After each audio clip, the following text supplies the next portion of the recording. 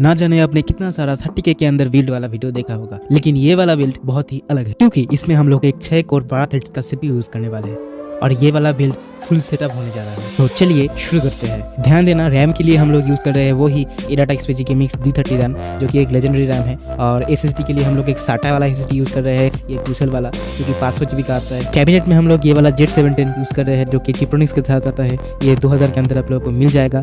Power supply के लिए हम लोग ये वाला पावर सप्लाई यूज कर रहे हैं। मॉनिटर में हम लोग ASRock की 220Q 21.5 इंच का ये वाला मॉनिटर हम लोग यूज कर रहे हैं और कीबोर्ड माउस में ये वाला यूज कर रहे हैं। मदरबोर्ड और CPU के लिए पिन कमेंट को जरूर से चेक करना है क्योंकि इस टॉपिक के अंडर मैंने डिटेल वीडियो पहले से ही बना दिया है हमारे चैनल पे, तो go and check out. Thank you guys.